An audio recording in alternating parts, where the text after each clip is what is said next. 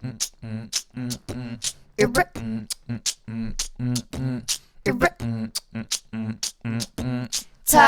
that talk, biatch.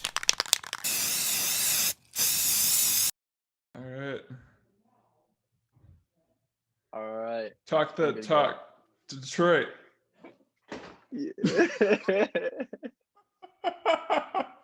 All right, Andy. What's up? Oh, dude, that shit was hard, bro.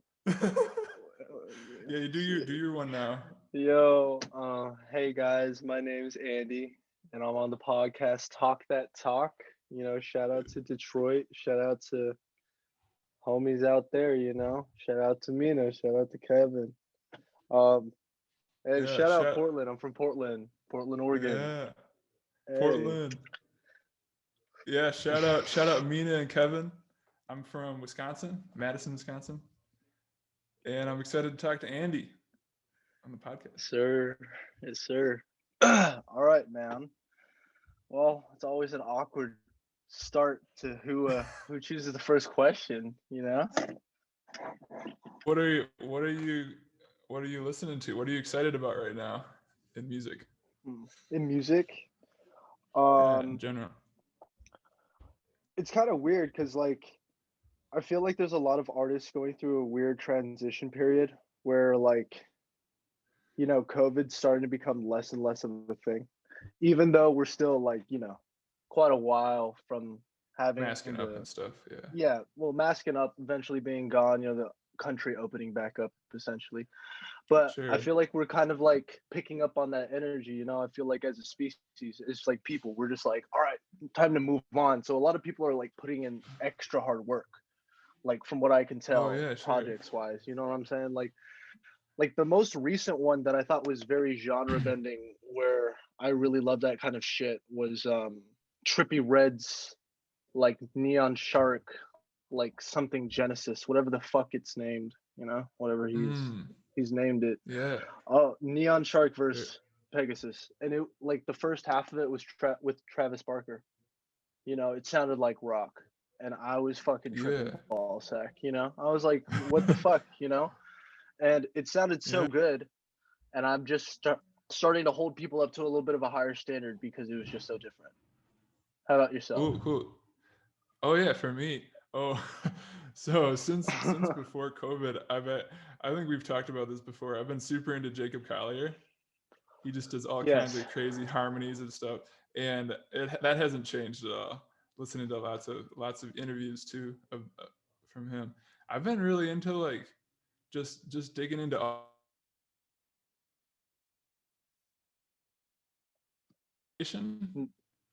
that's I'm sorry, they're from Canada. You broke out. Could you say that again?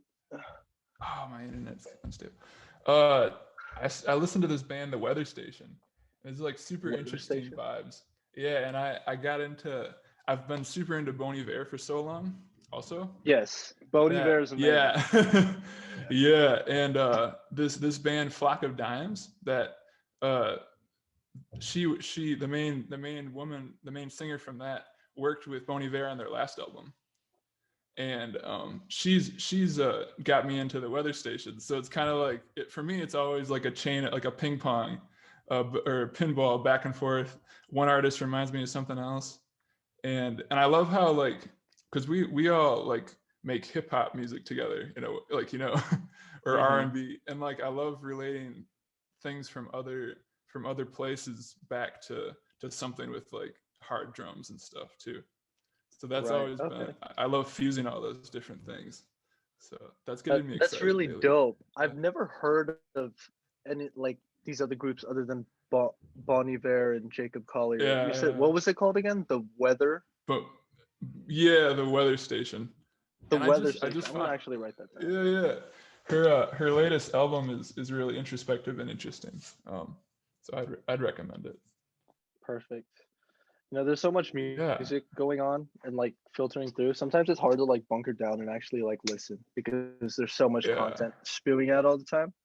And so I haven't been listening to as much music as I thought I would. If anything, I'm listening to a lot of old stuff too.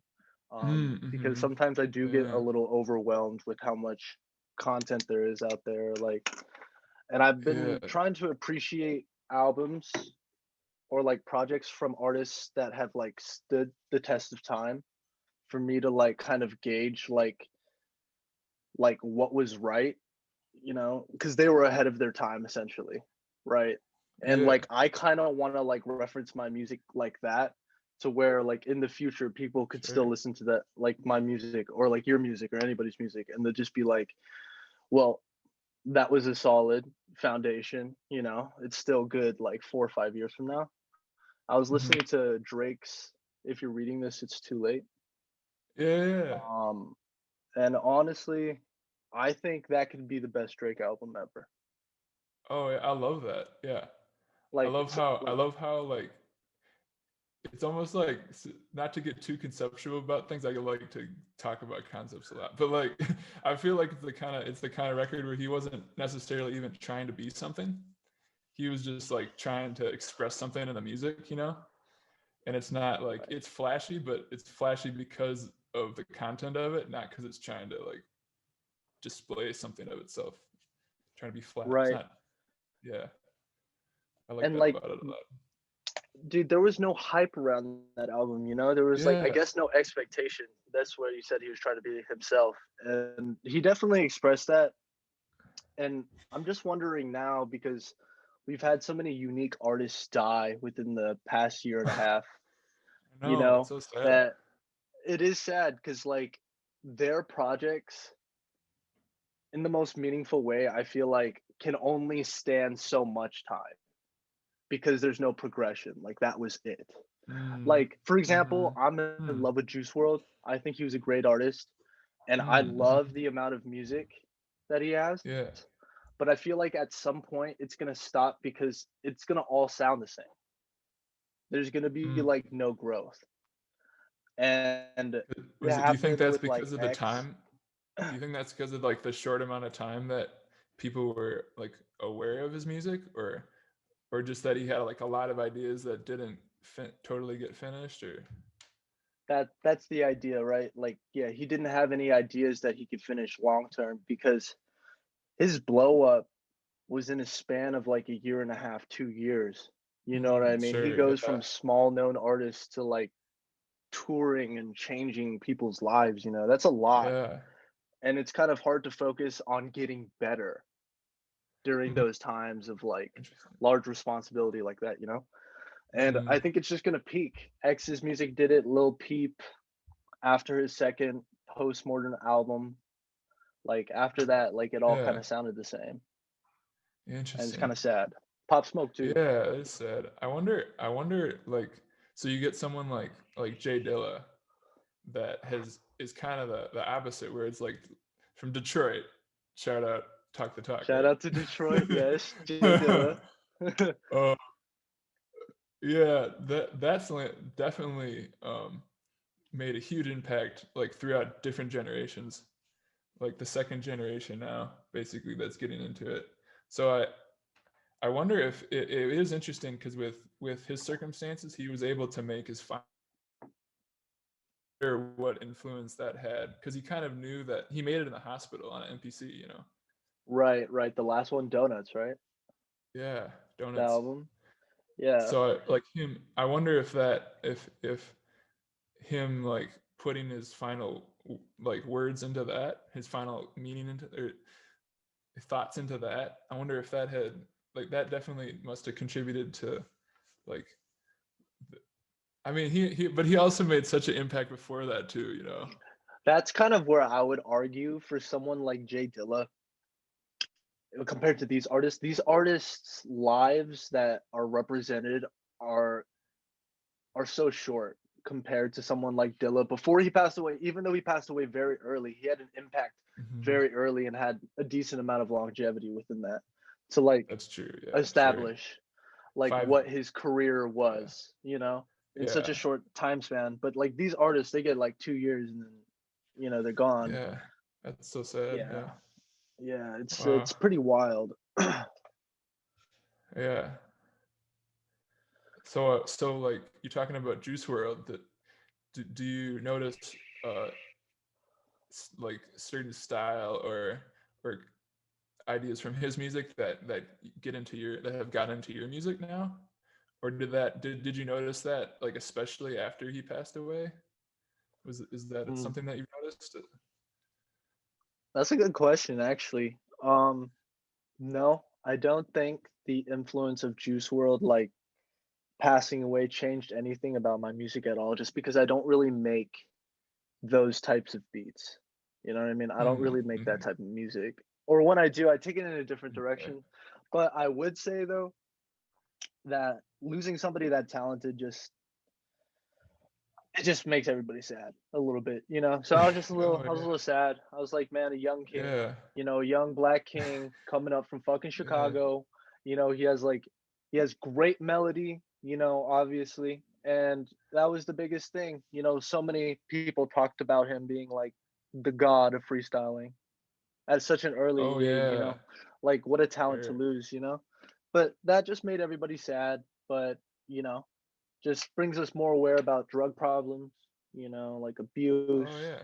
you know, police brutality, all these kinds of things that can be like affecting the African American community. We just got to be aware of those kinds of things and stop pushing that narrative like all of this shit is so cool, you know? It's Oh fucking not. sure, yeah, Yeah. yeah. And I've been trying to make like better sounding, like happier sounding kind of music because I'm usually more of a sad Hmm. like melody player. But after like Interesting. all these people are passing on, I'm like, dude, we got to put some more like positive music out there, you know? Yeah, Yeah. Do you have any I noticed artists similar that things. affected you when they died at all? Like talking about Oh, all these new age ones. oh yeah, an older one that recently Chick Corea passed away, and I'm a huge Who? fan of him. Chick Corea is uh, like a legendary jazz piano player and keyboard player and everything. And he's someone that a lot of people nowadays maybe could have gotten through a ton of music without like picking up on him. But Yeah, I'm thankful I to have definitely like didn't. really gotten into his music when he was still alive. He would play with people like Herbie Hancock and I believe Miles Davis and people like that. So was a huge influence on me, and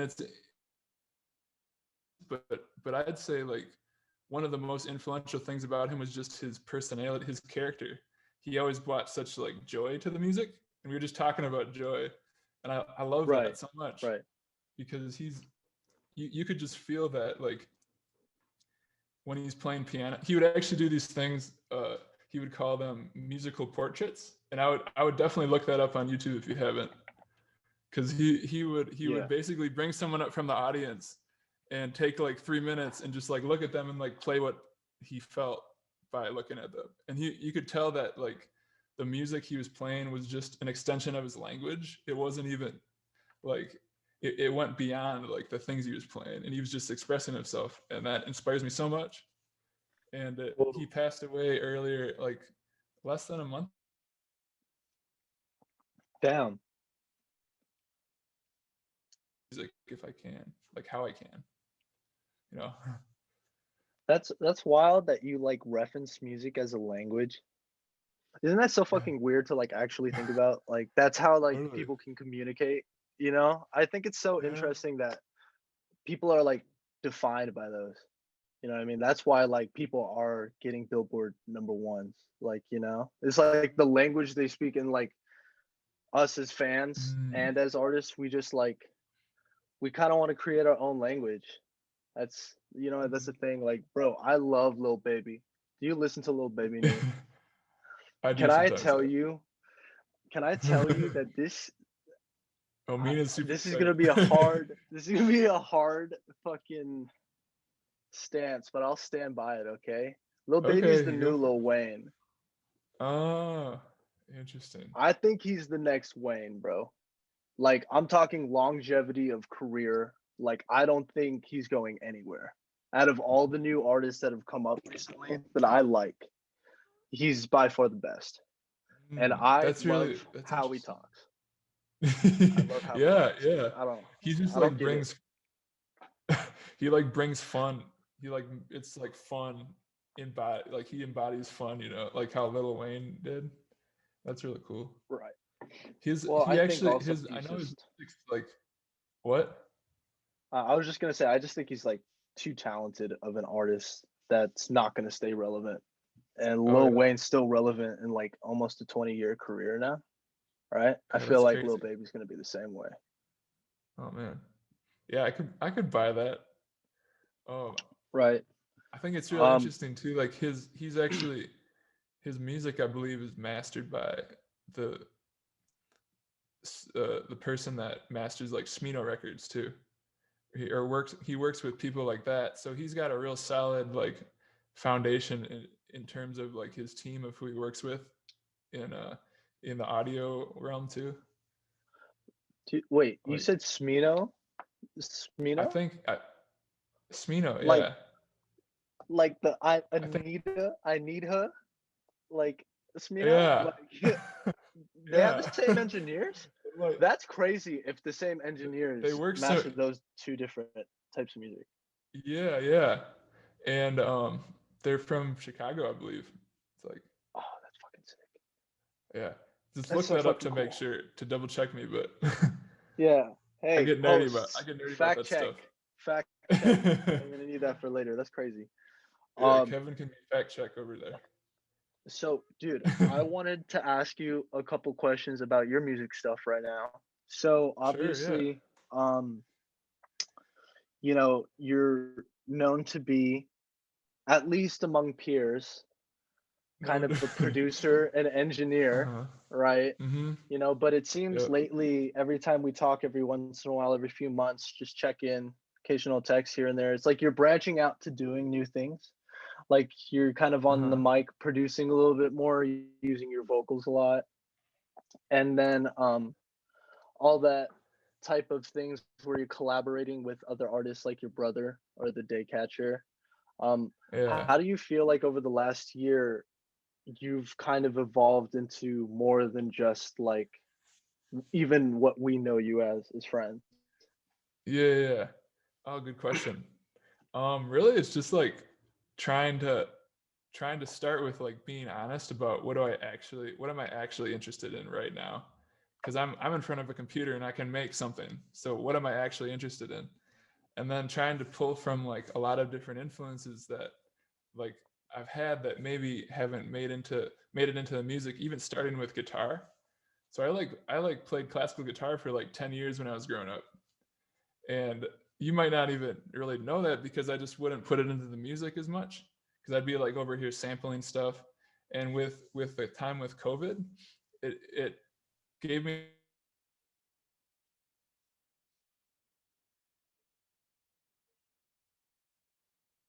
like all the vocal things come from my interest in like I love harmonies. Like I'd always sing along with songs when I was growing up and try to like add different harmonies and stuff. And like as a producer, like making like composing music, unless I want to like put lyrics to it, I wasn't, which I don't really do much. I mean, some of my like my brother will know some songs that I've made, and I'm like, I don't listen to that, please, Andy. but like, but like that kind of thing. I don't need lyrics to like put harmonies in a composition with my voice, and in a way like that brings something just a unique texture to it inherently by just having like my voice sounds different. It's not always perfect, it's fine. Sometimes I pitch Mhm. corrected, but like that's been a big influence for me. And then also just like I always have just like tons of ideas with things, and I'd often take like even from like coming from like design school, they always say like less is more, it's like be minimalist. Kanye West would even do that, like take out all the stuff you don't hear. Like what happens if I just put it all in there and there's like over 200 tracks and I just have to make it all work, and then it becomes this weird thing. And each time I've been doing that, I learned something new about like maybe I'm gonna try to be more like efficient with the harmony choices I'm taking, or like try to make it like communicate more clearly by making it just everything fit in its own space. But like in the end, at the end of the day, if I'm doing that and I'm trying to be honest, it's going to be unique. And I've been really enjoying how that can like merge with even like I love Wonder Girl beats. You know, I do. I'm sure you do. Yeah. But like that shit hits so hard.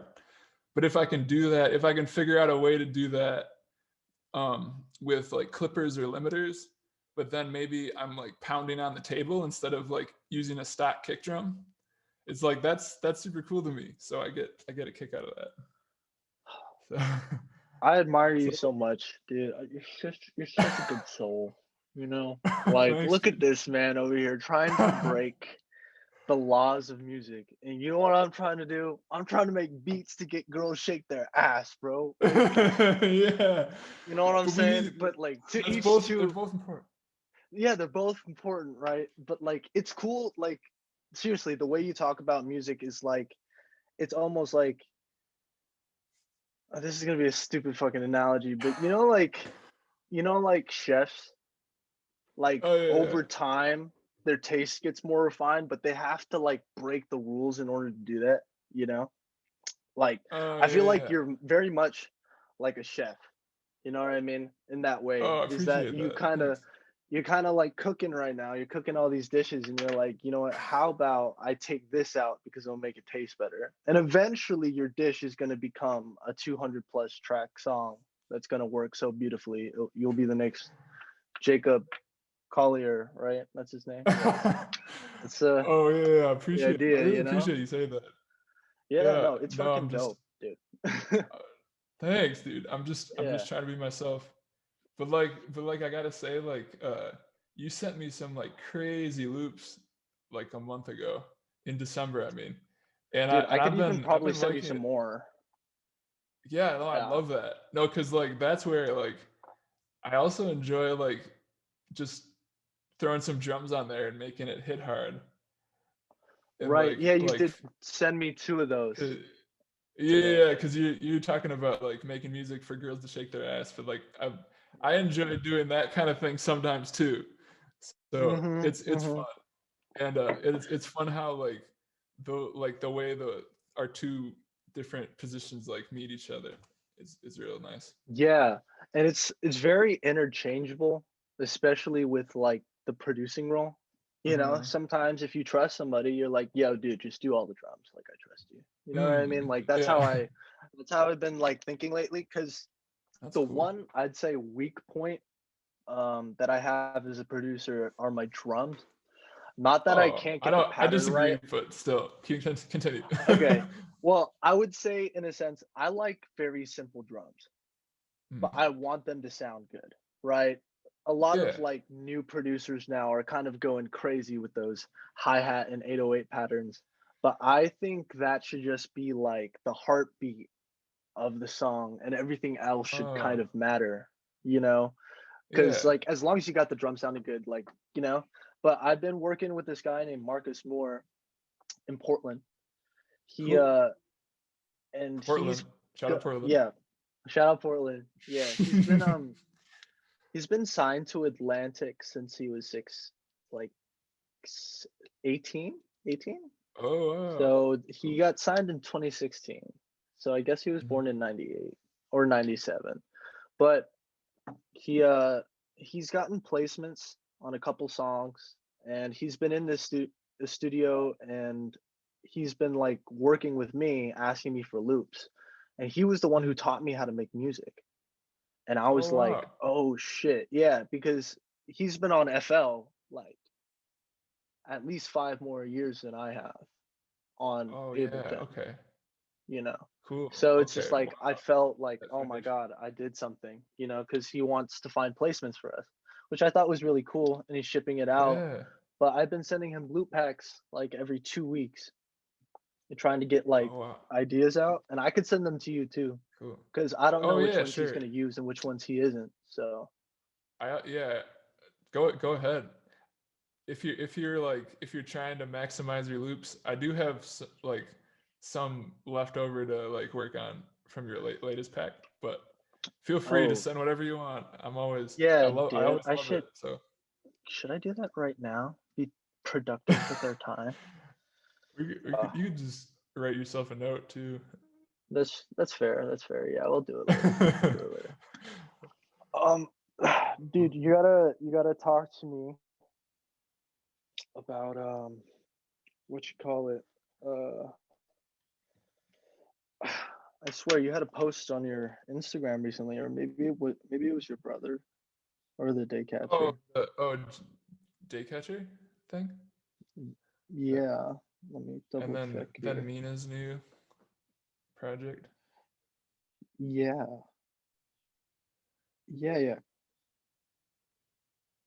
Yeah, so I was wondering about how you've been working with Daycatcher recently, because it seems that when I see you on social media, a lot of times your collaborative projects are with the Daycatcher. Do you guys like live together? Are you guys homies? Like, we're good friends, yeah. He's yeah. been a really good friend of my brother for even longer than me.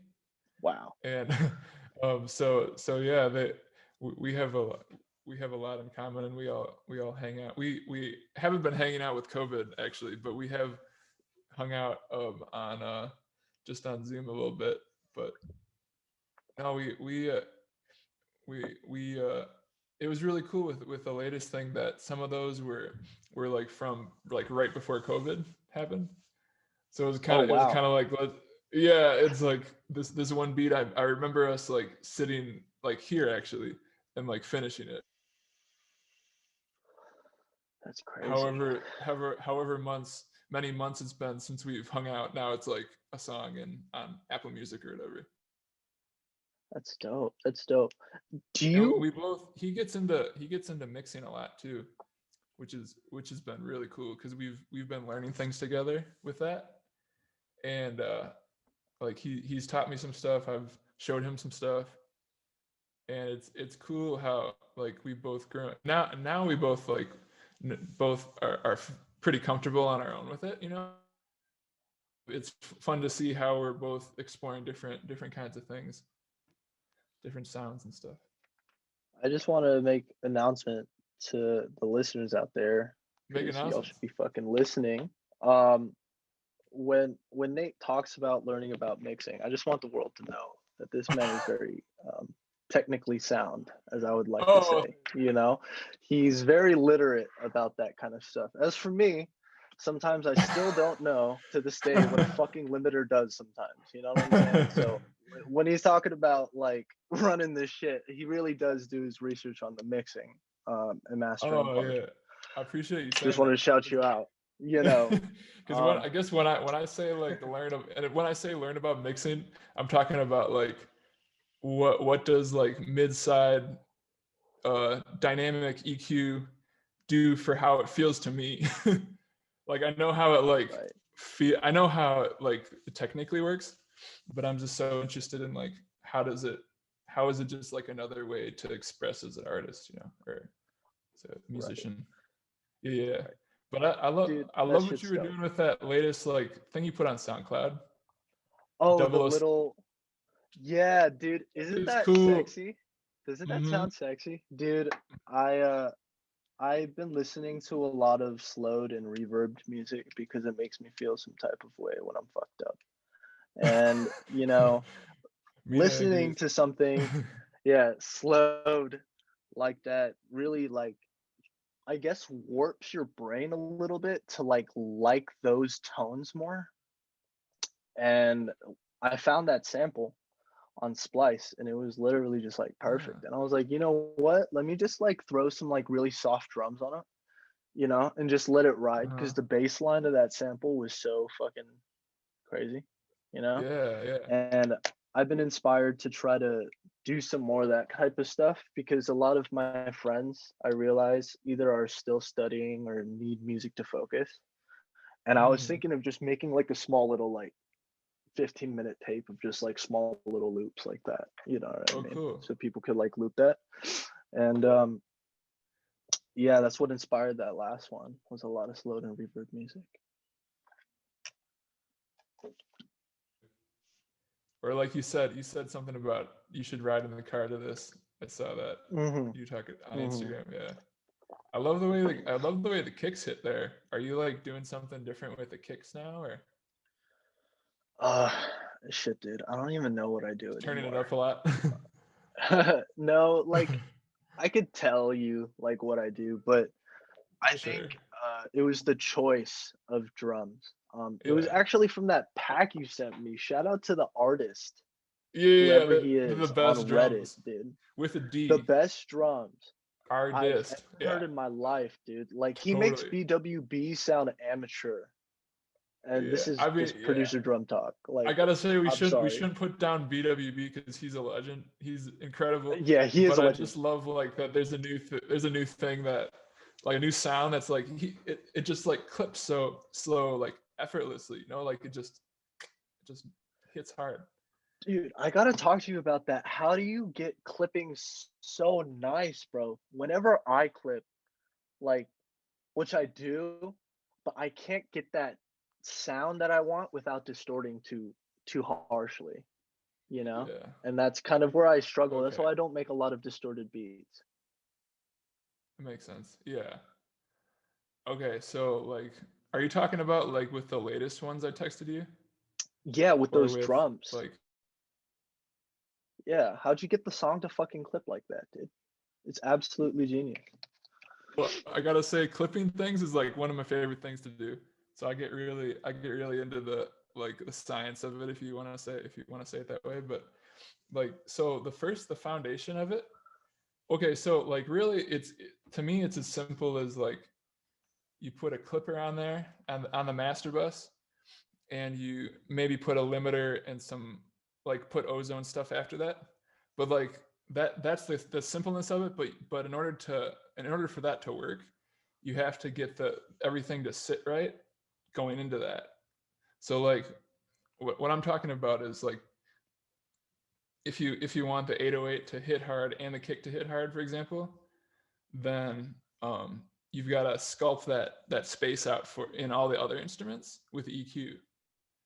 And Right. like a big thing that I notice, the technique that like Wonder Girl does, for example, that I love is like if you think of the hi-hat as like this is like the surface of the ocean or whatever, because it's like going throughout the whole song, and the whatever you sculpt out of the hi-hat, it changes the listener's perception of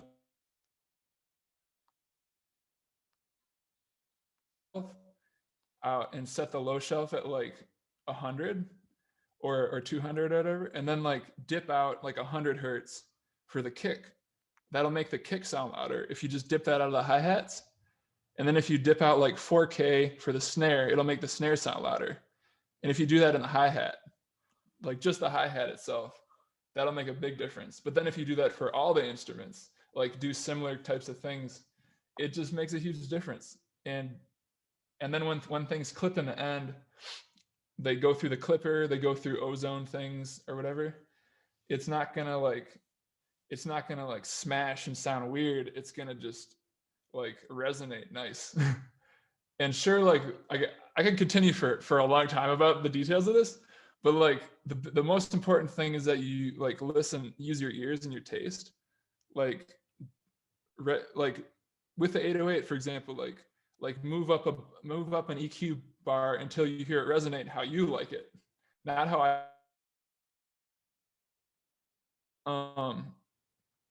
like do the same thing for the instruments. Just like try to notice what feels right to you, and then like follow that. That's what I'd say. Do you have any like?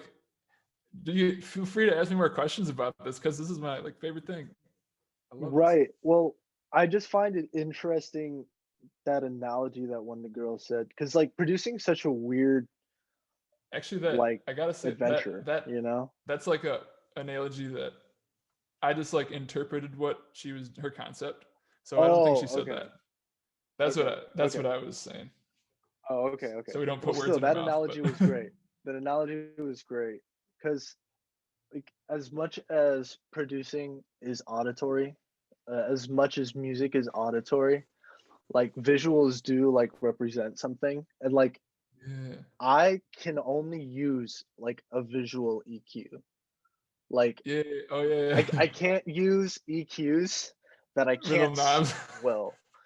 Yeah, with the knobs, dude, I love some of those like plugins, but they're very, very hard for me to use. And sometimes I lose myself using those types of things. Um, but I was gonna say it's cool how like she said carve out from the hi-hat, but then from the hi-hat move to the snare and EQ relative to the snare, relative to the kick Uh-huh. until it like all blends together well. And then Yeah. putting it through would make it sound cleaner. I just never really thought about how Uh-huh. much cleaning up actually matters, Yeah, it can help a you lot, know? actually. And yeah, I think also like you were saying, thinking about music and concepts like the surface of the water is the hi-hats, and then like the bass is like the ocean underneath, and then like the melodies are like the the like mist on top of the water or whatever it is. Like that. I love those like ways of visualize, because then it makes it about like how the music feels. It's not like about the technique or whatever, because like technique's only like as important as like the way you put it to use to like make a feeling happen, you know? That's how I feel, at least. Wow. You know what No, I'm you're saying? such a beautiful Or person, dude. God damn. That's very true. Cause dude, music's about fucking feeling, man. Dude, I thought for the yeah, fucking totally. longest time I was like behind. You know what I mean? Like, cause I was like, wow, like I don't know how to use this or that. But like you take a step back and then you're like, well, like how do you have your sound then? You know? That's Hmm. from feeling. But I Yeah. couldn't tell you consistently what I'm doing to invoke that sound in my music, right? Like I have a Uh, weird, like ethereal out there, like very airy type of like samples for the most part. And like yes. I don't know how to fucking describe it, but like that's my feel, you know? Uh-huh. And that's just cool because, you know, for anybody out there that doesn't think that like they know what the fuck's going on, like I don't either. Oh So no. like don't worry about it. We're in this shit together, you know? Like And yeah, and what yeah, totally. And I think what's so cool, this could stop me if this is getting like too conceptual, because I'm a big fan of concepts, but like I feel like you kind of almost, this is hard for me too a lot of times. Like I feel like when you're making music, you can't like focus on what it means too much at the moment. You just kind of have to focus on like, am I being honest to myself? Am I being me right now? And if you're being you, then it'll be like consistent over time as you grow as you change as a person. Like it's, if that, in that way, like the music can be like your life, like can be a reflection of who you are as a person in life, you know? But then I think that's the hard part then, because then when you're making music, it's so tempting to like want to understand like exactly what it means, because then you're like self-conscious because you're putting yourself out there. But that's kind of the trick, right? You have to like be yourself and be like comfortable with it. right. Do that's you think that's crazy. It's a definitely a trippy thing for anxiety prone people to like. I yeah, dude, I've been yeah. having mad anxiety lately. Like I ain't even uh, gonna fucking lie to you. Like anxiety yeah. is like a real fucking thing right now. And Mhm. sometimes that's why lately I've been making a lot more loops than like actual songs. You know what I mean? Like I'll fucking like Yeah. get anxious just sitting here, you know, like trying to come up with a melody. And I like realize that's just probably because like shit isn't normal, you know? Like That's people true. aren't Yeah. walking outside and shit. You know what I mean? You can't just go over to your homie's house, just be like, yo, let's go play some Uh-huh. basketball real quick. Like, you know, you can't do that shit right now. Like Yeah. normalcies are like all gone.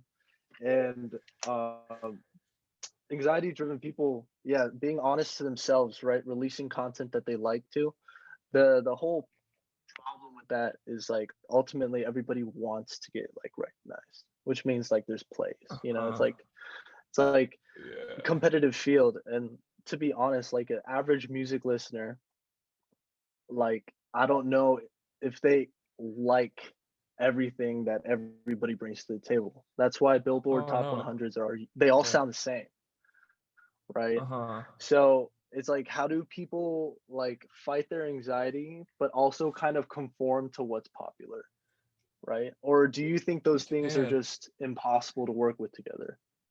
Oh, I think you can like do what you want, but I think like if you know what you're trying to do, that's what helps with that. That's what I think. Like if you're trying to compete with people and be like make like the better version of the song you heard the other day or whatever, then that's like a valid thing to do.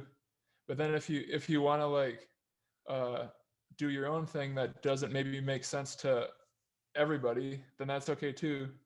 But like if you know what you're trying to do, that's what matters, I think. And I think like that's what I've been trying to work on a lot lately. Because like I think if you actually know what you're trying to do and you follow that, then you'll actually get where you're trying to go. But if you're just trying to like maybe be yourself but maybe fit in, then you're gonna kind of get caught in the middle maybe, and maybe something to work. But like that's how I feel. Like you can do one or the other. But like if you're trying to like make a song for your friend that your friend that doesn't study music alike, then like you can go do that, and that's cool too. It's just like if you know what you're doing, I think that helps a lot as a place to start. Like, well, how do you feel about that? Right. Like, I feel like this might sound like this like kind of sucks, but this is just like my honest fucking opinion, about conforming. Like if you're gonna conform, like fucking do it right. You know what I mean? Don't like just like yeah, that's true. like halfway do that type of shit. Like because what's crazy is a lot of these trap producers, they conform real quick, but what they do is they do it Uh-huh. right. And that's why they get these placements, Oh, even though they're not the first ones to yeah. do it. You know what True. I'm saying? So that's where I kind of Uh-huh. feel like you can go one way or another, but if I'm gonna be a sellout, I'm gonna be the best fucking sellout. You know what I'm saying? Like I wouldn't do it any other Yeah, I way. feel you. Yeah, totally. I feel if you're gonna try to make a Ferrari like a cool beat like a Ferrari, then just like if you're trying to make a custom car, then make it real cool. Right. But like if you're trying to fit in and make this like sports car that's supposed to look a certain way and like feel a certain way, then like do that. Like I'm Yeah. 100%.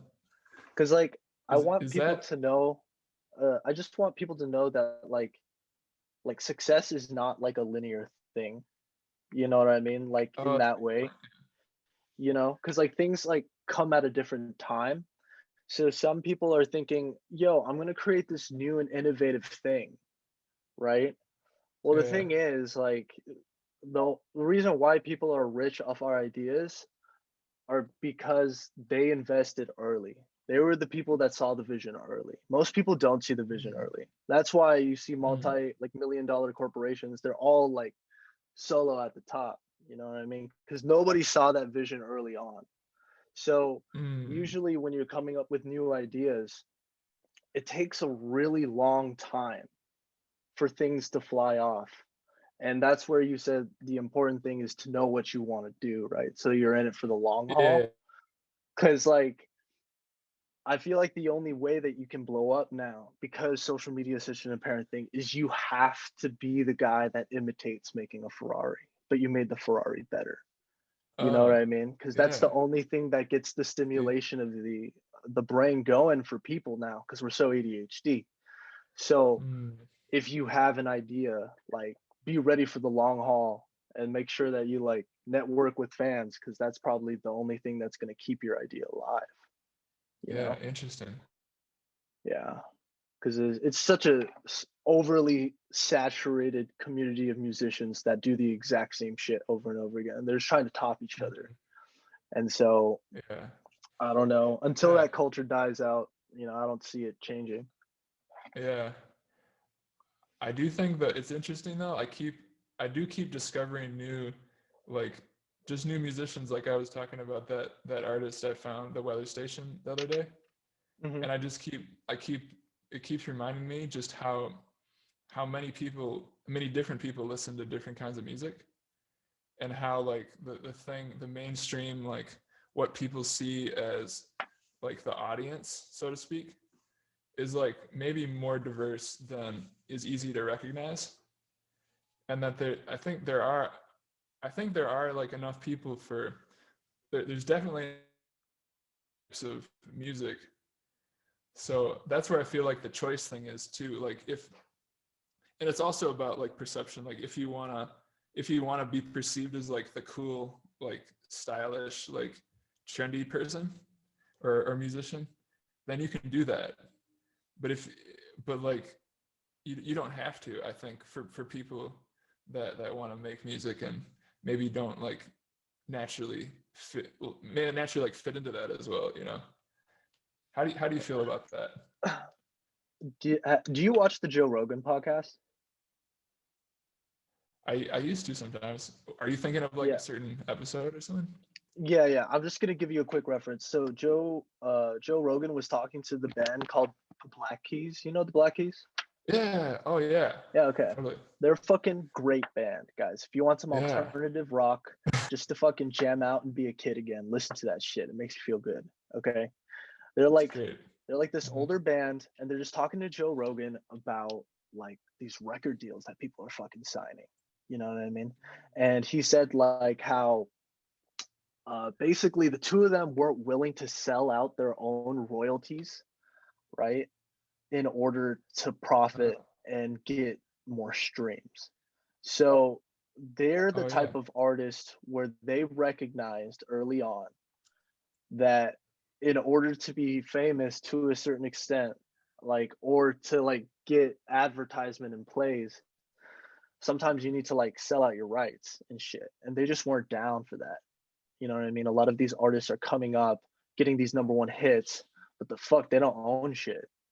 Like, they're just like a slave in the system, you know, if they get signed to Yeah. a big record label. And so that's where like conforming, like they were ready to conform to a more popularized audience until they realized what they had to give up to do that. And they said no. Oh And so yeah. I think that's like a divergent path to where you want to become the kind of trendy artist, but then you choose to go differently because you understand what Yeah. the cost of it is. Yeah. You know what? That reminds me of this Billie Eilish interview. She was on Colbert and like talked for 20 minutes on the Colbert Late Show the other day, and she was talking about her documentary that's coming out, or maybe it's out now.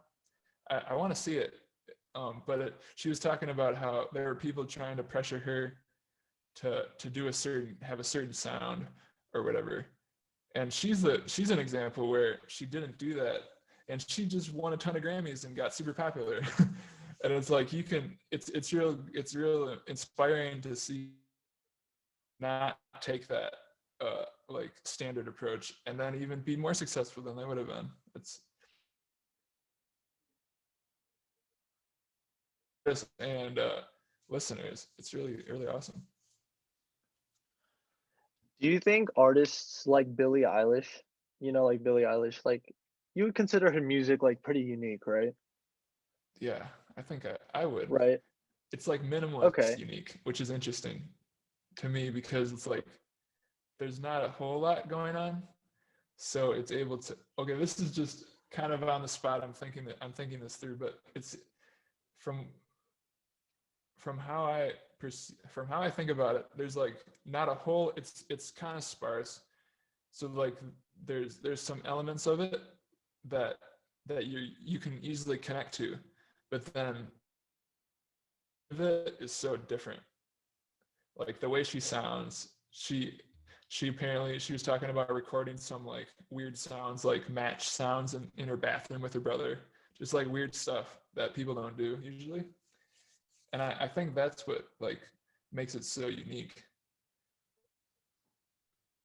because it's unique in like the heart of it's unique because it's so minimalist. That's really interesting, I think, to me.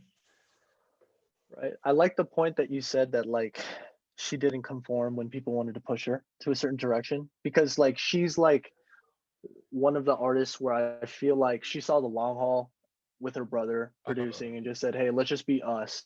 You know what I mean? And it popped off, right? And the audience Yeah. is definitely like reflecting on that. But my question is, for someone like that, do you think she's going to like stay completely relevant like a pop star with her Mm, music? I don't know if you can. I don't know if anyone can say really. I think that they've been staying pretty popular. Even like Phineas, as a solo artist, has been pretty popular recently. Um, I think regardless, they're gonna have a huge following. I think the pop star. I think she could continue to be that way.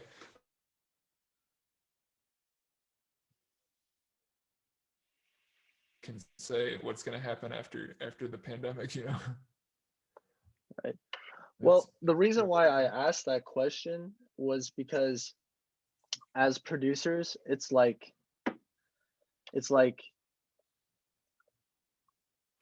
the goal is to find the next wave, right? Like the next ideas that like bring out the best in artists. That's like what I see as like oh the yeah. best thing, because you have then like producers that literally define fucking decades of music, like Mm, Pharrell and Timbaland in the yeah, 2000s. Like their and like records are fucking, you can't tarnish them, you know what I mean? They like yeah, ran fucking a decade of shit, you know what I mean? But they like found that uh-huh. new trend. And I guess right now I'm like having a real hard time locating like a trend anymore because it sounds all the same. So then Mm, like lately I've been trying to do things that like bring EDM influences into that trap. But it that's seems cool. like it seems like I'm sorry, kind of going on a tangent, but like I No, no, it's guess good. it's because I don't see any trends, I guess it kind of surprises me that someone like Billie Eilish has such a huge following. Um, Huh. because like I like Billie and I think she's a great writer. But I'm just not the biggest fan. You know what I'm saying? And that's just me being Yeah. me. So I'm just kind of surprised those trends are going on. Like someone saw a vision that I would never have like seen, and she made Interesting. it. Yeah. So I just don't know what the new trends are now. Yeah, that's a good question. I just wonder if you'd go back and ask like Pharrell and Timbaland, like they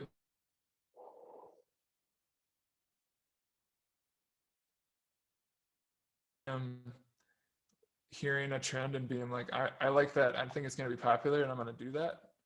Or if he was just like being a DJ and noticed like, hey, when I play this certain song, it's real fun and people have a great time and I can bring joy to people through this kind of thing. And then I like it too. So I'm just gonna like when I'm making music, I'm gonna like feel that feeling and then try to make music and maybe it'll come out like I just wonder if like if that's like somebody like Billie Eilish is I mean, sure she's like smart and Phineas are like thinking about what might connect with people better.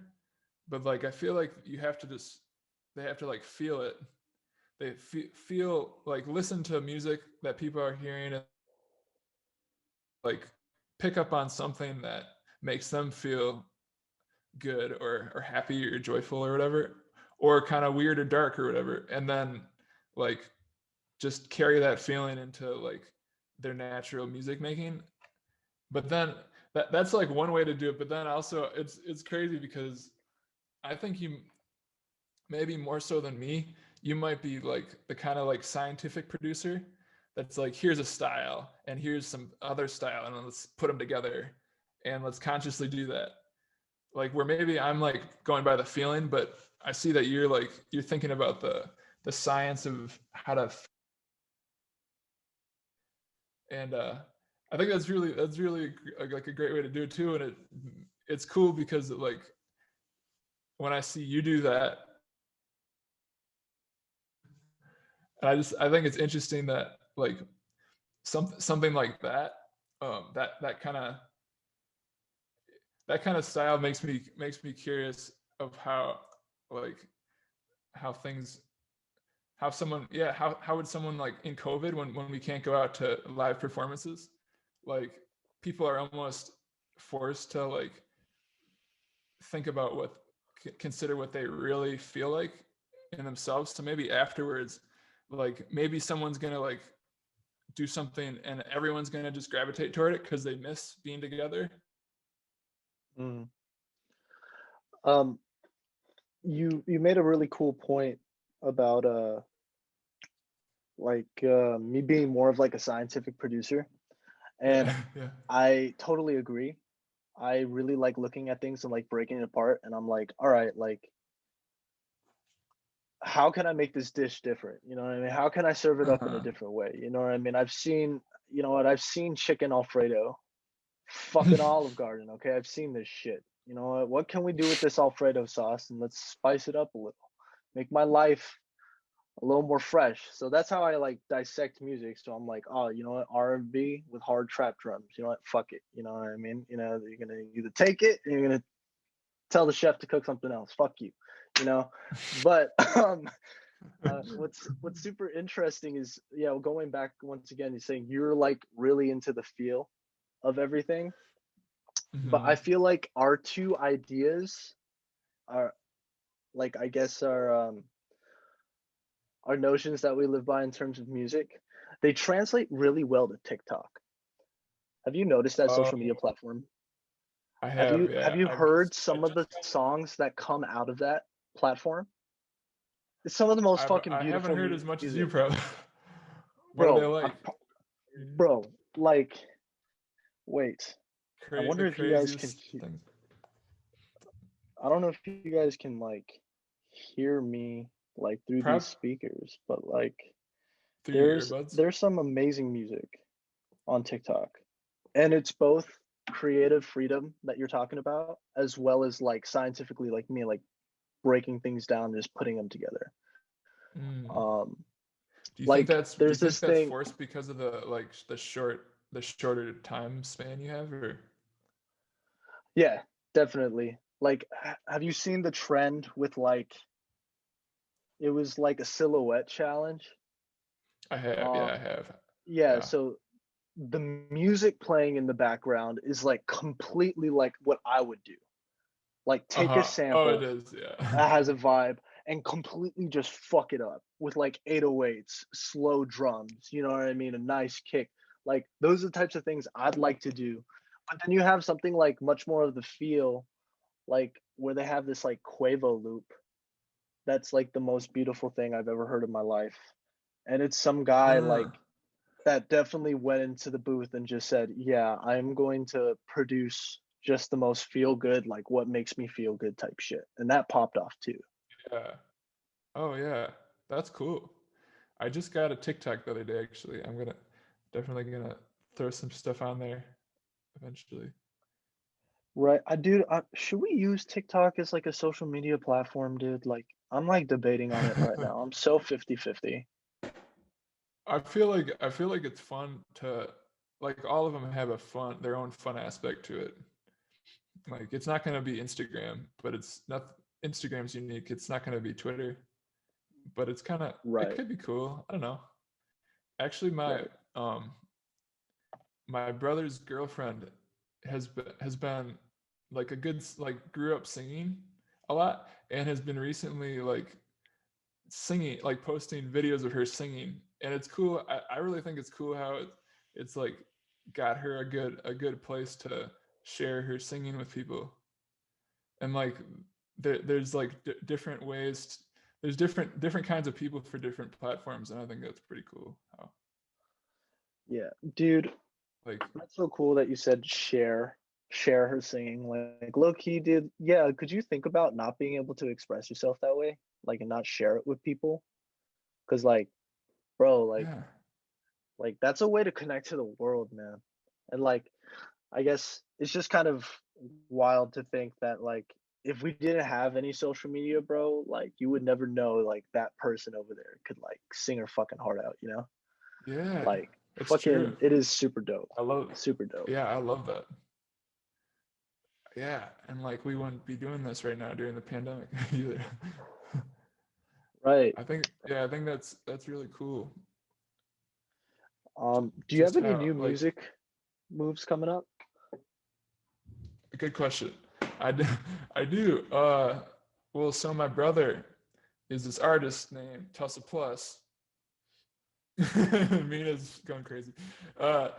He makes really cool music.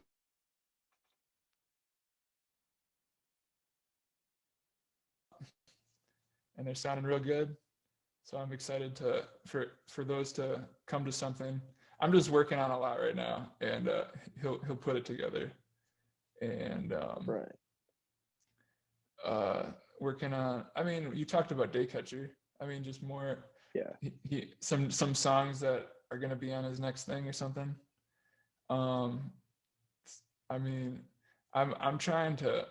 I've been working really hard to like figure out like how I can present my stuff like in a way that I feel good about and feels like unique and like me, you know? So I've been making some remixes, but I've also been making some like compositions without some drums, some different kinds of beats. The other day I remixed this old Roots song that me and my brother got into a lot growing up called Get Busy. The Roots Get Busy with Black Thought rapping all crazy. And I made like I can't wait for you to hear it. It's really cool. I'm excited about it. Yeah. And then there's this Bon Iver song called The Woods. I love that song. Yeah, I love it too. Yeah. If for people that don't know, it was on the Kanye West album also. Dark Twisted Fantasy. He sampled it, but he basically just ripped. But I'm like super into choral music, and I thought it would be super cool to try to like put a bunch of vocal harmonies under that. So I don't know what's gonna happen with that, but I'm trying to do something like that, something with that. Just see what happens. That's so cool. You got so many like little projects going. Like that's just like so satisfying, you know, to hear. Feels good. Yeah. And then like trying to figure out what kind of visual stuff I can bring to it too. And I've been really into some videos that are just like that of like some cool nature shot. And then that's just like the thing, and then things happen. Like maybe the trees move or like a bird flies through it, and like it like kind of draws you into the music in like a unusual, like an unexpected way, because you're kind of like zoned out on the picture, then you like listen to the music more closely maybe.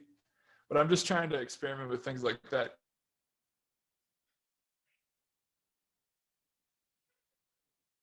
Rather not just like screen record my iPhone from like Google Drive and like stick it on Instagram, you know? Like a lot of people do that. And it's rather like put some kind of visual thing to it that feels like me maybe. So I've been experimenting with that too. So yeah. I got ideas I'm into. How about you? Are you doing any more like remixes? I heard that Cardi B. Yeah, I love Cardi B. Go listen to it. I love Cardi B, bro. It's the WAP Andy Cordell remix. Yes. Yeah, God, bro, Cardi B fucks me up. She's so bad, bro. Oh my God. Oh my God. It's a fucking beautiful woman. Beautiful fucking Latina woman, bro. From fucking New York, dude. What a show. Anyway, no, I don't have too much going on music wise actually. I've been like really really just like feely with music lately. I feel like I'm at that point now where, you know, when you start doing music, you get better by practicing over and over and over again. But at some point, like once you've built a nice foundation, you can kind of go in and make whatever. That's how I feel. Like you just need to know yourself to know that you're there. Totally. Right. And you have to be honest with yourself. Yeah. So for me, I know that every time I go into the studio, like out of like the 3 beats that I make, I know one of them is going to be pretty decent. Right. So I don't put that type of pressure on myself anymore, because I've been trying to like just like decompress, attack anxiety, you know, try to like chill out more. I have a therapy appointment tomorrow. My nice. first one. just to like, I actually started going to a therapist in December. oh We should yeah, talk about that in a second. It's really yeah, yeah. for sure. And then like I'm just trying to tackle these health problems because like if I knock these out now, like after like 5 years of doing music, I could only imagine like how I would feel like going into it with more of a clear mind, you know? Yeah, So totally. I just like, That's really cool to hear you say that. That's yeah, awesome. I just been doing that and making loops, you know? You said you were And like really into video game music, right? yeah, bro, I fucking You're love, so well, I good at just that love stuff. video games. I just fucking love video games, dude. Like, who doesn't, you know? Like, get yourself immersed in a world where you don't have to deal with like shitty problems from the world. You know, you're just like, oh man, I'm gonna fucking be the best basketball player today, you know, or like Yeah. play some like other shit, you know, like whatever. But I love video games. I love the way they make you feel. I really like taking ambient sounds and putting them together. I did that a lot with these last couple loop packages that I sent to my homie, and I'll Nice. definitely send them your way after this call, just for you to Okay, like hear yeah, it. I love to hear it. Yeah, Yeah, because I've I'm I've excited. uh I've also realized like during this time during COVID, you know, like I like to use this analogy a lot for like music, but like my favorite sport's basketball, right? Like, Yeah. and the reason why I like basketball so much is it's very top heavy. The best players are like few and far in between. Like there's a gap, you know what I mean? But Mm. even the best Hmm. player in the world can't win a game by himself. You know what I mean? Yeah, yeah, Like there's yeah, nothing, no absolutely. matter what. But he can change the score. He can change the outcome if he has a decent support cast with him. That's what makes Yeah. him a superstar. Same thing Mm-hmm. with music. So the whole thing is it's based on teamwork, right? Like if we all take this avenue and like pathway in life thinking that oh we have to do this all by ourselves, we're literally going to get nowhere. Like, you know what I mean? Just like a Mm. team, you Hmm. know, some people are built to play defense and shoot threes, and then some people are built to run the fucking Mm. offense. There's levels to this shit, Mm. right? So instead of being Hmm. such a sourpuss like I was, where I was like, oh man, I want to do this all by myself, like I realized, like, dude, like, Uh, you know what? Maybe I don't want to do this all by myself. Maybe I need a team. Maybe I need people to work with to count on. And that's why mm. I've been making loops more That's because cool. a lot of people love Oh, doing cool. drums. Yeah, So like I was that's like, you true. know what? Like let me make like a bed of stuff. Let me set up the table and let's have somebody else finish it. Let's have somebody else get a bucket for me, you know, and like and be okay with that. And I think Yeah. that's what I'm gonna be talking to my therapist about too. Is like, why do I have such a Oh yeah. complex to try to do everything by myself? You know, Yeah. Ego in music is crazy. it's fucking Yeah. crazy, man. Like I wanted to be the like hottest shit, but I realized, bro, like now I don't want that shit, dude. I just Mm-hmm. want You want to my be like yourself. music out there. I just want my music out there and I want to make some bread doing it. You know what I mean? Like, I'm Yeah. happy with that. Totally. I'm happy with that. Yeah. Totally. Yeah. I- Just one quick second. Am I glitching a lot? Because I feel like my Yeah, internet might be unstable. Okay, it's true. can you give me 1 second? I'm gonna try to change my internet. Uh, and it's gonna Dude, maybe freeze for a perfect timing. I got to take a piss. second. I'll be right back. Ago, you were talking about like teamwork during COVID, feeling like you want to work more as a team, and you were talking about uh, like what video game music, right? Right, right, right, right. Um, so where were you going with that? You were talking about the how you want to like set the foundation for through like making a loop or whatever, Right. and Well, then yeah, yeah, we can start from there. Yeah. Whenever they're ready to go. Oh, we're good okay, to go. Oh, awesome. Well, I cool, was gonna sounds say, good. the reason why I said that is Cut because right here. I've like, yeah, I'm so another analogy I like to use is like I'm so used to driving the car, Mm-hmm. right? When I give it to somebody else, it's not that I wonder if they're gonna crash or not. I'm just thinking, are they gonna actually get there? You know what I mean? The same Yeah. way about production. You know what I mean? I'm very hands-on. I'm like, all right, I like this. I like this. This is where it is, right? I Yeah. was always nervous early on to give somebody else the wheel, the way to drive, because when they finish it, Oh, they're leading it. You know what I mean? That's how I yeah. kind of see it. Yeah. Like, Uh-huh. so they dictate where you're gonna go, and you're gonna have to be able to trust that. But in order to trust other people's intuition, the most important thing is to establish like good, solid connections with people you actually can trust. You know what I That's mean? Like the yeah. taste. Uh-huh. Right. I feel like COVID, the thing with that is it's given everybody an opportunity to like really sit down and be like, well, shit, like everything's out of order. Like, who can I trust? Right. Because it's a fucking Uh-huh. pandemic, you know, like same thing applies to music. It really hunkers Huh. you down. It filters the people that you don't like have a good relationship with. Like, if you That's went true. into Yeah. COVID being friends Totally. with somebody and you ain't friends when you left COVID, that was not like worth the time. Is I just want to say Yeah. that because you'll find out who you Uh-huh. trust really quick. And so that should Mm-hmm. trickle down with everyone in your life, including music.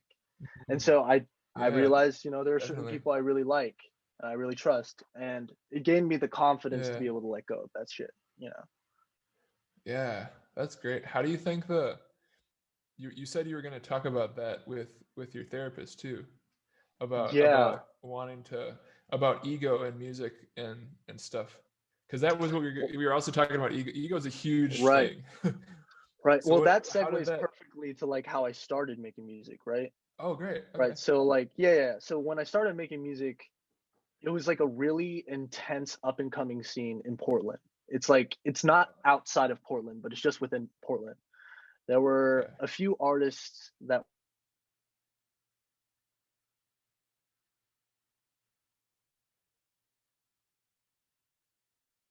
One second.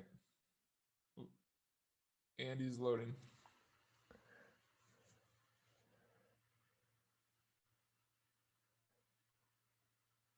It's a cool pose though. All right.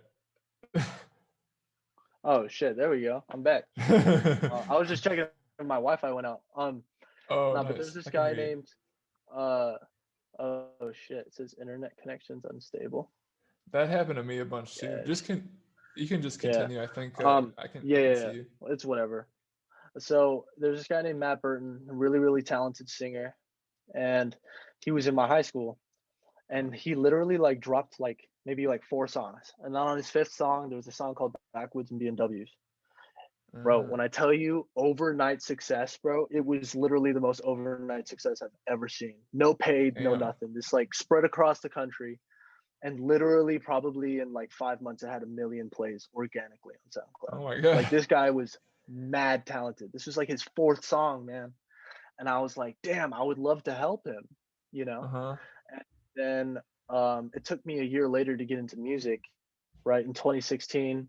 And I was like, well, all I really want to do is just like kick it with these guys, you know? So Uh-huh. I just started learning music.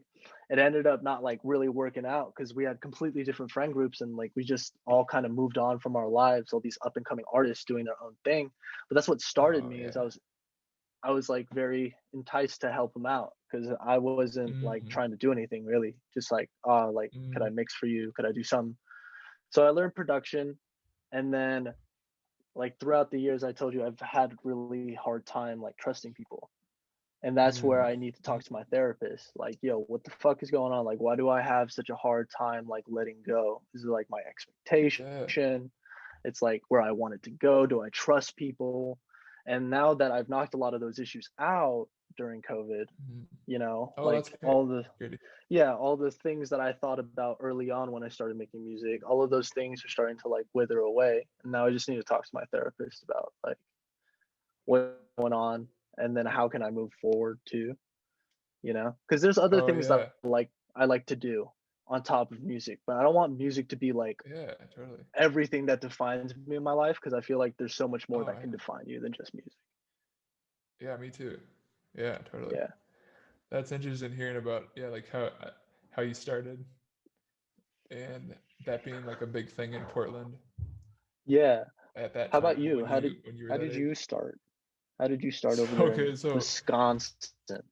Wisconsin. He's up Wisconsin. Yeah, I don't even know where that is. It's do you know Chicago? Can you pinpoint Chicago Yes, in the I do know. map? I do know where It's Chicago just north. It's 2 hours northwest of Chicago. of Chicago. It's like Damn, right above Illinois. Mm-hmm. dude, you're like kind of where I want to be. Like, I'm not even Oh, lying to sick. you. Okay. Well, like, I just want to be Wow. like an hour away from like a fat city that I really like.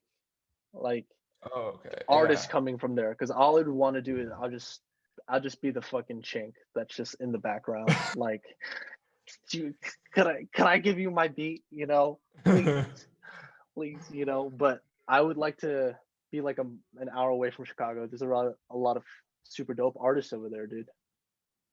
Yeah. And it's if you want to be an hour away, you might need to be a little closer than Madison, but it's definitely within in that range. Yeah, so you're talking about, so I started playing classical guitar when I was young.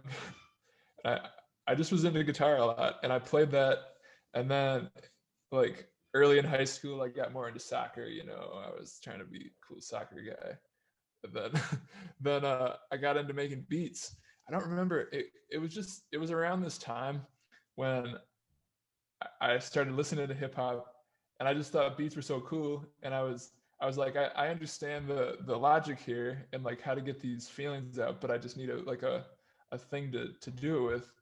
So I got into like, I think it was like GarageBand at first, which is really funny to think about now. And then I got into Right. Logic. Yeah. But Dude, don't knock GarageBand, bro. Joji still produces all of his stuff on GarageBand, bro. oh shit. Okay. Never forget. Never forget. Yeah, It's totally. goated, bro. If Joji can make everything on GarageBand, bro, from what I've heard and from what Uh-huh. producers still say, like he was on a show with Kenny. He was like, yeah, GarageBand still works. Yeah. Just want to let you know that. There you go. Okay, so I won't knock it. But yeah. No, so that's how I got into this, and I was on Logic for a long time. And kind of, I guess the driving force for me at first was probably trying to be cool, because I thought like hip hop was cool and stuff. But then I always had this like interest in weird sounds, and like my family would tell you, like I used to, like when I was a little kid, I'd like make weird like sounds with my like just like weird stuff along the songs, just like goofy things. And I made this like I made some like goofy like machine out of like Legos or something when I was younger, and I was like, this is like the sound morpher thing. So like I've always been into that thing. So that definitely like quickly like merged into the wanted to make beats thing. But so I was always really into that, and I always like, at first I'd make these like kind of weird things that would like change. They'd even like change tempo sometimes in Logic, and like would sound like they're evolving. And people would always say like that sounds like soundtrack music or something, and I'd always think that was like kind of a bad thing. But lately I've been like embracing that and like really liking how weird things can get when I just kind of let myself go, and it's cool to see that, like how that was definitely there when I was starting out music, but now that I don't like judge it anymore. Like I used to judge it and have like, and now that I don't judge it, like it's just coming out. It's just like a way for me to express myself naturally. It's real cool. But yeah, no, I think I definitely, when you say the wanting to be cool thing, or like wanting to fit in a group, I definitely feel that, like even within the last couple of years, I was probably feeling kind of like that in a way. And I think with COVID, like you said, it is just having that space to be honest with yourself is like, is actually like a real silver lining to the whole thing, and still is. Like it's not quite done yet, but Right. It's a what good. made you wanna? Oh, sorry. Yeah. No. Yeah, just continue. No, I was just gonna I say, dude, it doesn't matter who the fuck you are, dude. Self improvement is needed in COVID. Like even a Yeah. little, even the most marginal thing, dude. Like it could be like Yeah. making your bed every day. Like those kinds of little Yeah. wins. Like I bet you your neighbor doesn't fucking fold their bed every day. Fuck them. You know, you did something. You know what I mean? Progress yourself. Because like You can there's feel no good about. excuse if you're by yourself 90% of the time. Yeah.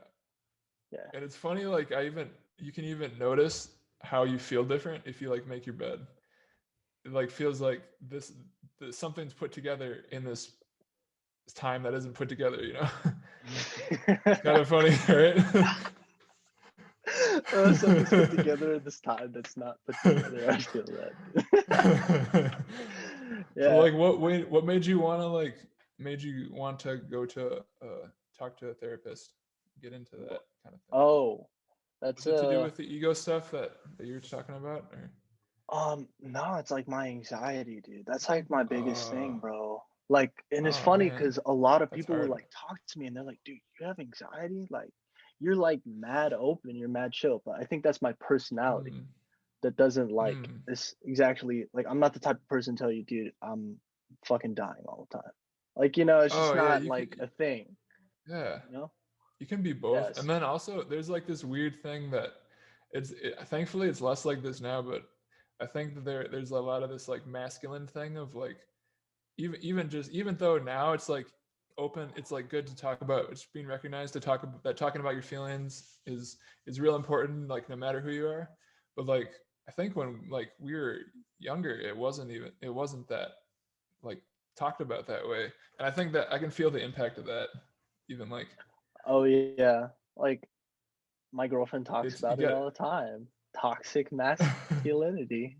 Um, yeah, you know, totally. I believe it halfway. I believe it halfway. I think there are definitely notions of toxic masculinity like that, like men not being able to express themselves. I think that was Totally. probably like, yeah, one of my biggest things. Like I should have gone to therapy like 5, 6 years ago, to be honest. Mm-hmm. Like now that I think about Mm-hmm. it, you know. Totally. But But it like took me this long, yeah, to get there. you said anxiety, like people might not know it, but you have it, right? Right. It made me a lot more, even more compassionate than I usually am with other people. Oh, To be able to that's great. understand, like, because like mental illness, like I'm not saying I'm mentally ill. I just feel like I have a lot of anxiety. I still need to get diagnosed. I still need a therapist to tell me, I like this is what's going on. But like people with actual mental illness, bro, it's like physically you can't see anything, Mm-hmm. you know, but Yeah, like past it, you know what I mean? There's something yeah. more, you know what I mean? And a lot of people always told me, dude, you should go to therapy. You know what I mean? Like, I think it'd be Mm-hmm. great for you. And even my mom and my dad told me to go to therapy. Right? I'm Oh, the only one yeah. in my family that hasn't gone because they Oh, all went to therapy because like my dad was a little harsh when like we were younger, you know. This is the okay. nice way to put it, right? Yeah. And they were like, you know, like it's time, dude. If you don't do this now, you know, 10 years from now, you might still be feeling this way. And I'm like, I Oh, can't do another like 5 years of this, you know. yeah. That's great. Um, Yeah. yeah. Oh, I was. You made me think of something important. Mm. Oh yeah. So like I think with like mental illness, it's interesting too, because like you can have like the equivalent of like a mental like broken leg where it like debilitates you, or you can have like a mental scratch or a mental like cut on your arm where you've got to really deal with it because it's going to be painful if you don't, but it's not totally debilitating to the point where like everyone knows. um and I think that that's like that's really cool that you're thinking about that and noticing that, because Yeah. I relate to That that was too. Yeah, great like 'cause analogy, actually. Wow. nice. Yeah, mental, yeah, there's like mental scratches, mental cuts. That's very, very accurate. Because not everything holds the Uh-huh. same weight in your mind. You know what I mean? Oh no, But it's a great. Yeah. ultimately you have to address all of it. You know what I mean? That's why I think the most successful people, um, in the most honest ways, they're slightly short-sighted in a way that, Mm. you know what, that just happened, like let's move on, because they're in for the long game, Oh so sure. nothing really like sticks to them, you know. But I Mm-hmm. think that's like training your mind though. That's like you work through that. Yeah, You work through your all your absolutely. foundational problems first, and then Yeah, you you know go what? on and move on from there. That's a great segue because So I started talking to this therapist. It was originally based on like, because of like some medical things that I dealt with when I was younger, that I still noticed the like the psychological impacts of it. But she got me into like doing a mindfulness practice, and I've been doing that now for like 2 months, and it's so great.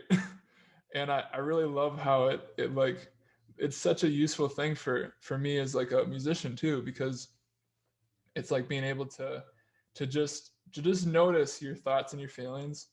It's not like you have to judge them or try to change them, but if you're just aware of how you are, then if you feel sad, then you can feel sad, and then you're done feeling sad, you know.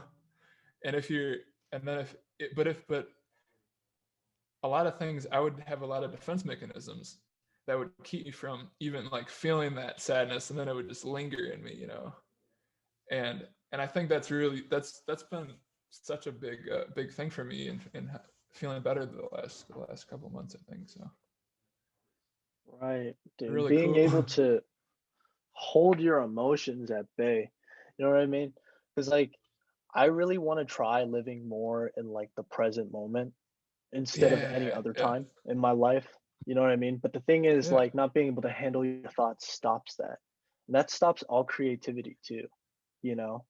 Like yeah. sometimes Being like distracted, right? I just get too distracted and I can't put what my ideas are on a fucking DAW. You know, I like that's just crazy to me, you know? Yeah. But being able to manage that, I'm sure my therapist is going to talk to me about something like that. But I would Ah, hope that we could get this problem out the way because I only feel like more good music's gonna come out of me here pretty soon, you know? that's awesome. Yeah, that's great. Yeah, I would definitely, if they mentioned, I would definitely recommend like mindfulness or something. I'm just a big advocate for that now. Right, having because done it's that. worked. And Yeah. I've actually got my next appointment tomorrow, which is actually in person this time, which is kind of cool. I get to go somewhere, not on Zoom, Right. so that's kind of. Are Dude, you? mine's on Zoom. Oh, dude. The Zoom Have meeting. I know. I know. you been It's doing a lot of unfortunate. Zoom? Are you feeling comfortable on Zoom now? Yeah, I mean, I've done it a few times.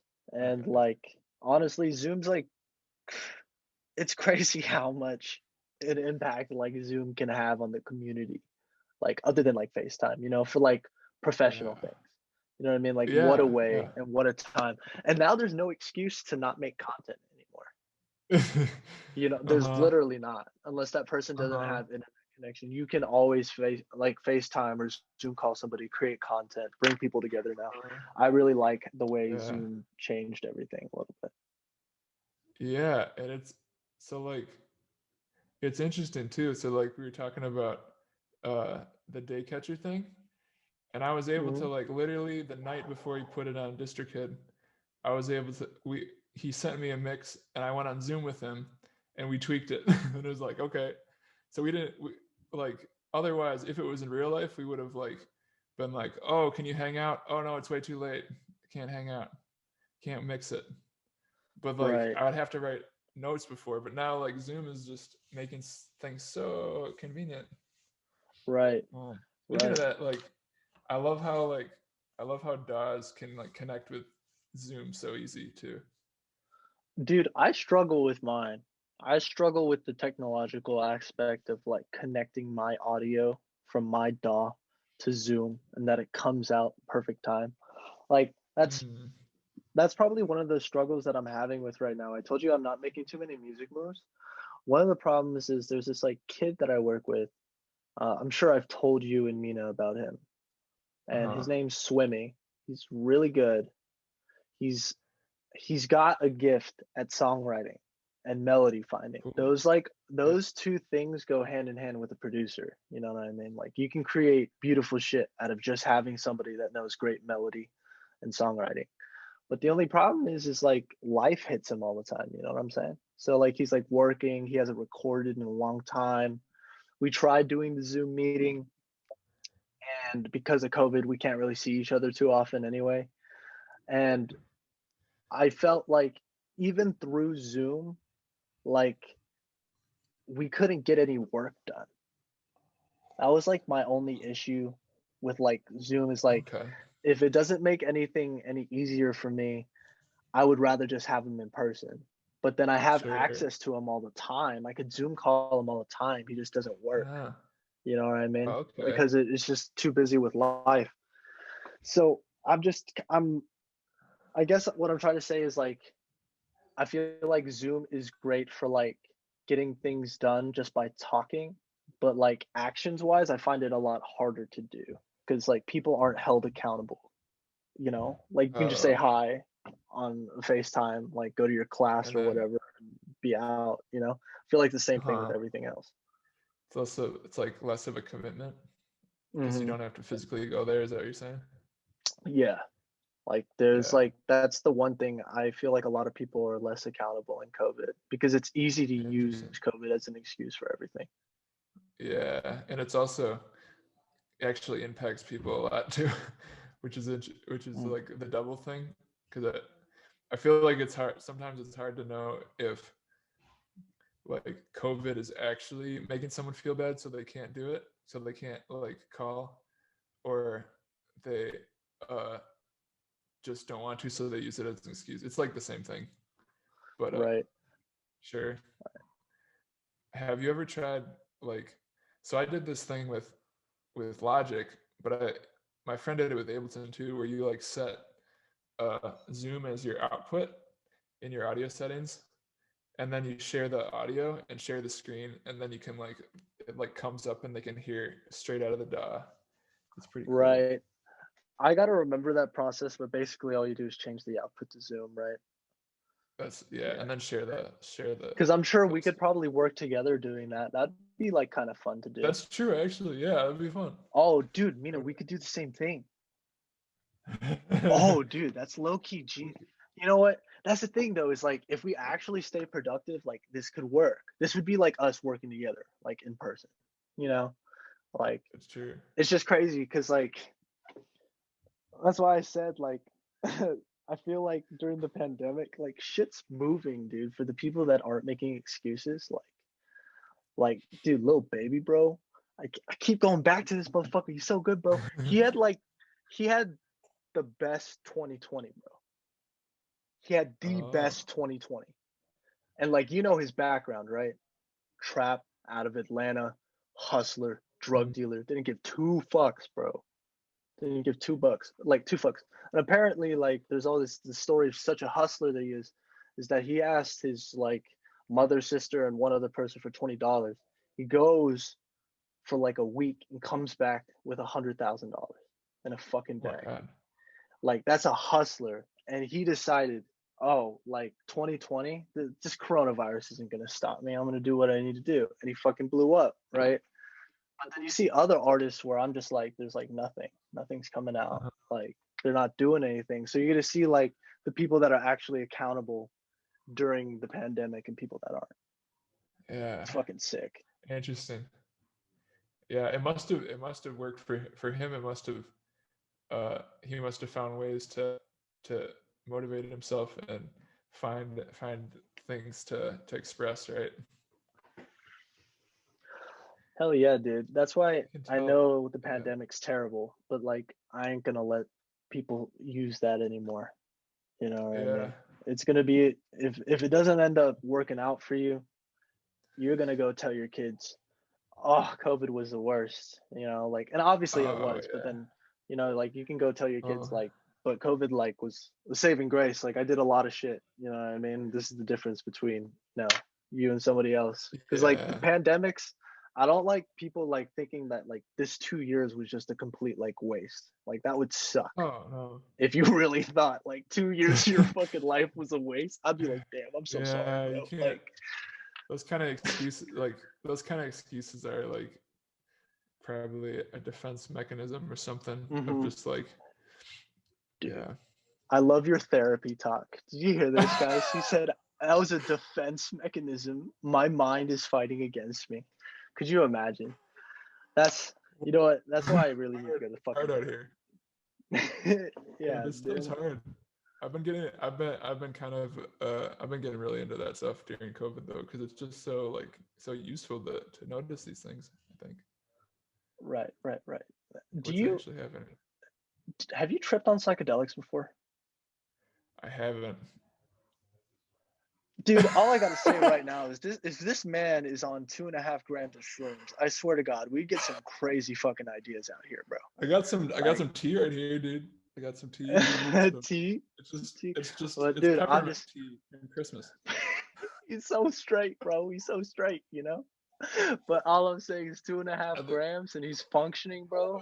Like, I would just like to listen to this man talk. It's so, God, it's so peaceful, dude, man. I appreciate you saying that. It's so peaceful, dude. Like, you know what I mean? Like Nate's just a good soul, dude. I'm a fucked up human being, okay? But I've come to terms with that. But Nate, save Nate at all costs, bro. Like, dude, Man, thick and thin. He's too good of a person. Oh, thank you.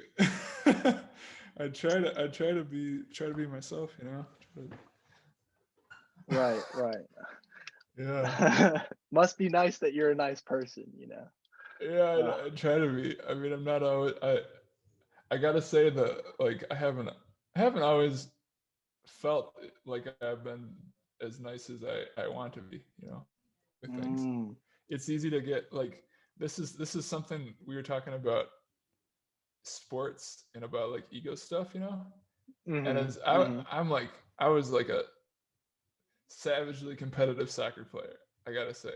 I was like so just ready to go, just and I for the longest time I like that was such a I thought of that as like a foundation to my music. Like, this is the thing that it's like sports music. It's like I'm getting my craft perfect, and then I'm gonna fucking drop some shit, and it's gonna be crazy. Like, I don't know, just it's gonna be like it's like the whole building your talent up to score the goal kind of thing.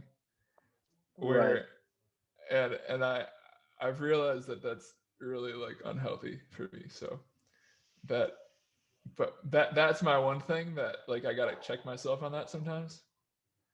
Right. Because I think whenever you like spend a lot of time at something, it's easy to like let pride like get in the way of just like being a like loving person or whatever, you know. Being like a nice person, because you can be like, I've done this so fucking much. I'm like, why don't they like the thing I made? Like, but that's just not healthy. That's just not gonna get, and it's not actually true either. It's just a story you tell yourself. So that's helped me a lot thinking about realizing that. Yeah. Right, dude. I find it so interesting that like our thoughts and how we perceive things is our mental narrative.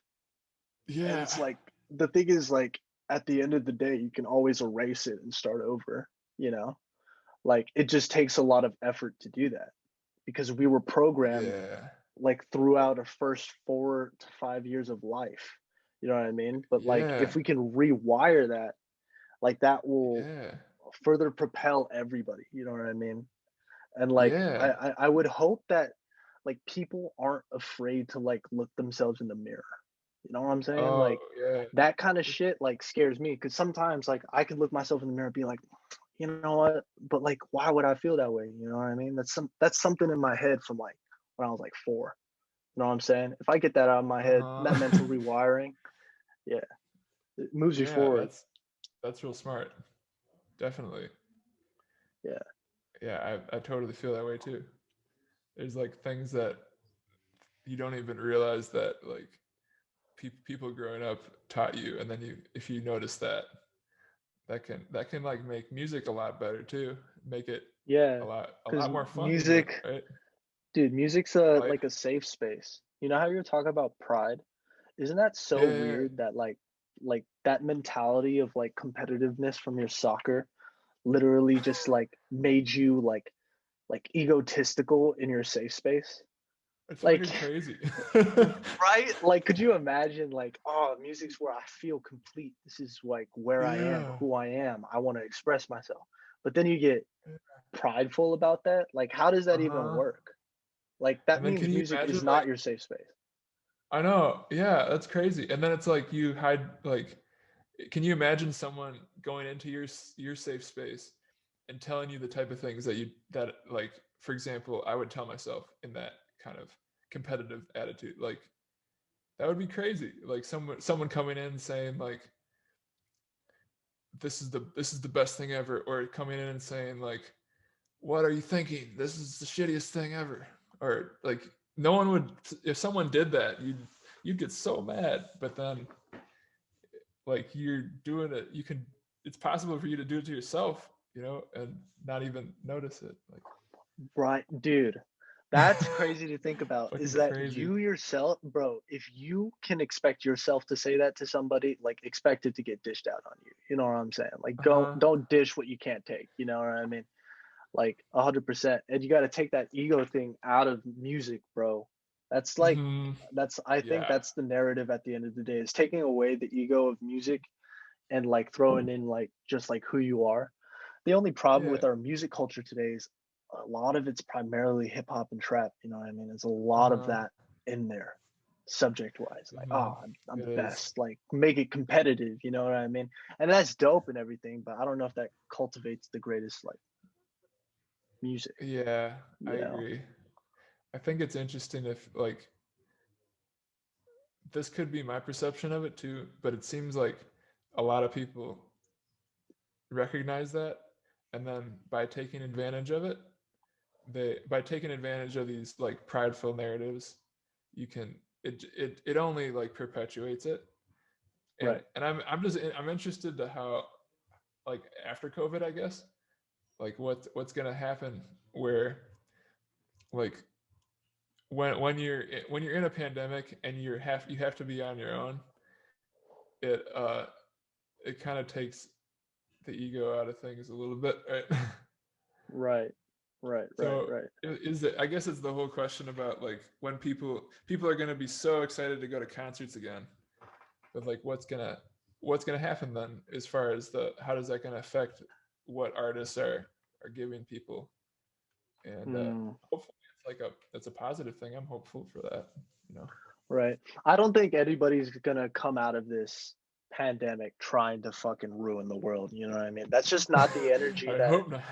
Yeah, no, because I really don't think that. Like, I really think it doesn't matter who you are, rich, poor, like what race you are, where you come from. Like, this has all affected us the same, bro. And if there Yeah. is somebody out there that comes out and like shoots that negativity out, dude, I'll beat the fucking ass out of that person. Like, how Yeah. could you That's a do good that, point. bro? Our entertainment has been Netflix, YouTube. It's staying in a fucking room, dude. Like, how could you ever be negative about that? Nah, like, this is a time we all have to come together, bro. Because if we Yeah. don't, like, we're just fucking stupid, you know? Like, just some dumb shit. Fuck, fuck. Yeah, Totally. dude. I'm excited for That's a good concerts point. though. I'm I excited am for too. concerts. I think I think we're gonna see who the greatest is in terms of like who holds the kingpin of the music industry right now. Because I have confidence it's gonna be Travis. I think more than Interesting. anybody in the world, everybody wants to see Travis Scott right now. Nobody's talking about him, but It is he's a whole different, like, his concerts are so like, it's so like based on the experience, and people can't get that anywhere right now. anywhere, So it's talking about. anywhere. Yeah, dude. And like when I say this, I think Travis is the greatest live performer. I've only seen YouTube recordings, but Me too. like It's really what amazing he though. does, It what he is. does is absolutely insane. I think we'll see who like starts peaking out, you know what I mean? Because everybody that didn't invest their money well as an artist pre-pandemic are going to want to go out and make money. And if they haven't bought businesses to secure themselves the bag, they have to go to a concert, right? And so they can net most of the profit from the concerts. So whoever needs the money, whoever wants the most, we're going to see a huge wave of that music coming in. And so I'm excited. I'm excited because it's going to be another wave again. Yeah, definitely. Y'all can start to wrap it up because it's been about 2 hours. Just like, Oh damn, it's 9:22. yeah. Okay, let's get this out of the way. Yeah, so just socials, like, okay, shout out and all that. my name, you So can see right here. shout yourself out. Okay, Tell me so, all okay, cool. Is this a good time? Okay. Yeah, it's a good time. Hey guys, I'm Nate Buttel, and you can find me on Instagram at Nate Buttel, NateButtel. That's it. And make sure you. Okay, we'll do that later. Like, subscribe, and ring the bell. Yes. Oh, that's nice. He said like and Get ring the notifications. bell. Yeah. Hey, we'll make a paid advertisement. I love this. Hi guys. It was a great conversation today with my friend Nate. My name's Andy. You can follow me on Instagram at Andy_Cordell. Shout out to Talk That Talk. Shout out to Detroit. Shout out to people trying to make a fucking difference. You know? Yeah, hell yeah. And yeah, you could follow my SoundCloud too. That's where I post a lot of just gibberish. But I hope you like the gibberish at Andy Cordell on SoundCloud. Thank you guys. And yeah, subscribe, like, and fucking noti bell this bitch. Hell yeah. Yeah. Talk that talk, biatch.